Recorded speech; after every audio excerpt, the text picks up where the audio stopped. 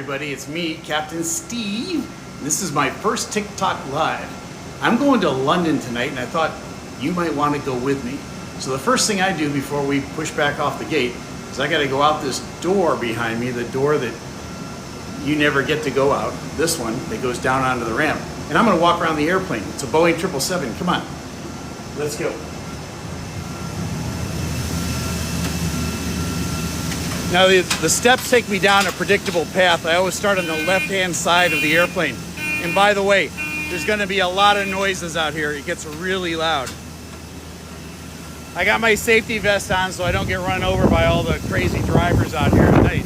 But I start on the left-hand side of the airplane, and right up behind me, you see one of the outflow valves. This is an exhaust valve for my E and E compartment. That's the electronics, and they get kind of hot.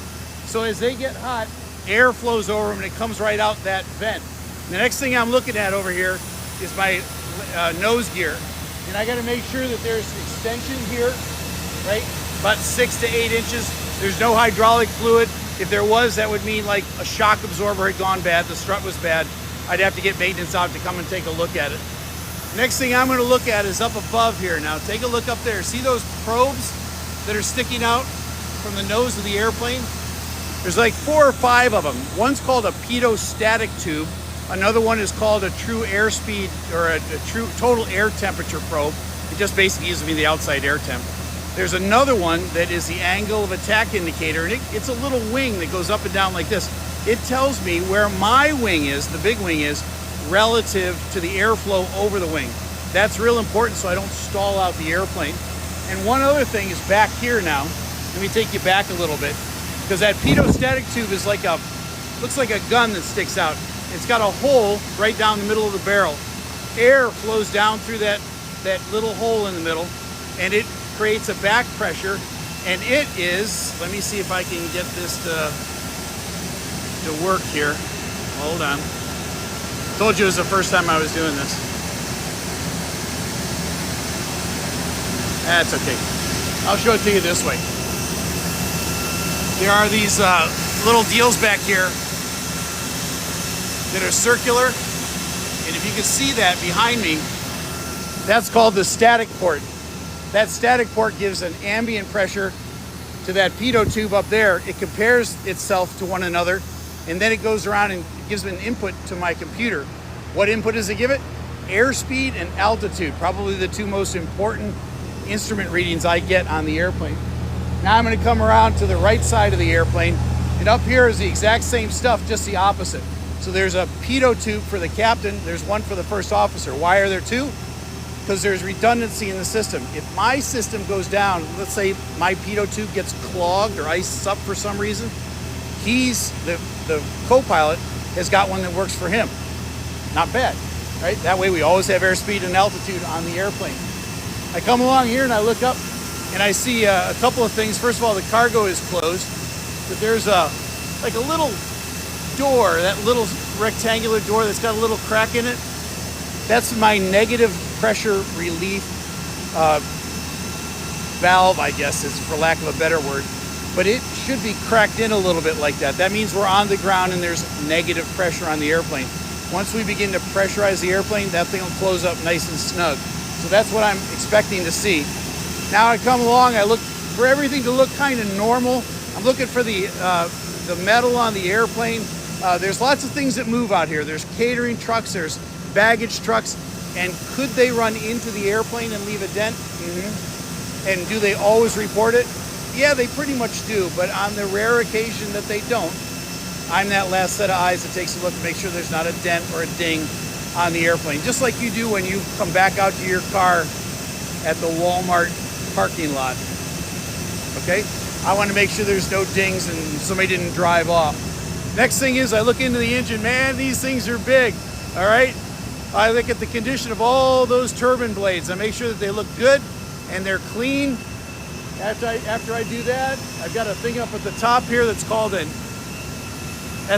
me my EPR, my equivalent pressure ratio, which tells me how much power my engine is producing. I come along here over on this side, kind of take a look at the general condition. Start out on the right wing. Here we go, all the way out. looking that everything is smooth and in place, making sure that all my lights are working. On the right side of the airplane, I want to see a green light. You see it in the picture right now. And behind it is a white light. That's my tail light. If I'm flying and I see a green light and a white light, I know that's the back and the right side of an airplane. So I know what orientation that airplane is towards me. And it's the same thing for everybody else that's flying up at altitude, especially at night. They're much easier to see. All right, I come back on the wing, headed over towards the main landing gear. I take a quick look at the back of the engine. I'm looking so that I can see daylight in here.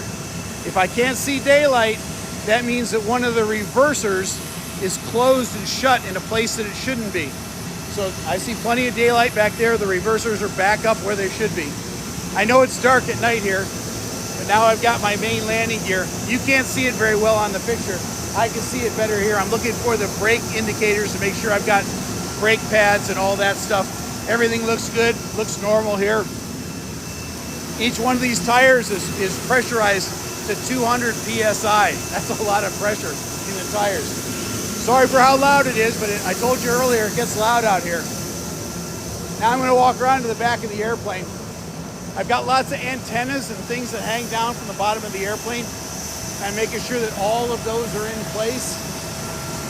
There's no holes, nothing hanging off. Remember, there's lots of people driving around here. You never know what they're gonna run into. I get down to the back of the airplane. You can hear the APU running, the auxiliary power unit. That's my third jet engine on the airplane. It gives me electricity, gives me air, gives me power to start the engines. Look at that bright white light at the top there. All right, that's the tail light on the airplane. It really gets loud back here now. Sounds like a jet engine, doesn't it? Now, the next thing I look for up here is something called the outflow valve. All right, that big old opening there, it should be wide open on the ground, because when the weight comes on the wheels, that thing goes full open and depressurizes the inside of the airplane. As we lift off, it begins to close incrementally. When it closes fully, the airplane will begin to pressurize completely. I'm over on the left side. I'm doing the same stuff with the landing gear over here. Again, it's all dark. You can't really see it all that well, but I know what I'm looking at. My buddy, the fueler, is over here. I love this guy. He gives me all the fuel I need to get to London. It's going to be about 145,000 pounds of gas tonight. He mans that truck, and he's looking for any indication that there's a problem in the fueling. Number one on his list is any water in the fuel. If there's any water, a big red light starts to flash. It shuts off the system automatically. He goes over and then mechanically shuts it off so that we don't end up having a problem with water in our gas tank. It's a disaster in your car if you get it. It's even worse in an airplane. It rarely happens. I've been flying airplanes for 40 years, never had water in the fuel. And that's a good thing. I intend to keep that record up. Come over here, look at the end of this wing. Look at this one. There's a red light up there. That's how I know it's the left side of the airplane. It's got that red light. If I see red and white, I know that airplane is going away from me, but I'm looking at the left side of it. If I see red and green and no white, I know he's coming straight for me. That's why the lights are so important. All right, here's our buddy. He's got those two fuel nozzles up there, and he's fueling. Takes about 15 to 20 minutes to fuel the jet altogether. Taking a look at the left engine now, everything looks normal. There's no dings. All the latches are closed on all the compartments. Same thing now with all of the vanes, making sure they're all in good condition, making sure that spinner's in place. Everything looks good so far. And then finally, I come back to where I started, and I'm looking at those static ports right up there that give me the input for my pitot tubes, which give me the airspeed and the altitude. And everything looks great tonight. We're about to go to London. Now you know. I'm Captain Steve. Thanks for joining me on the live. Fly safe.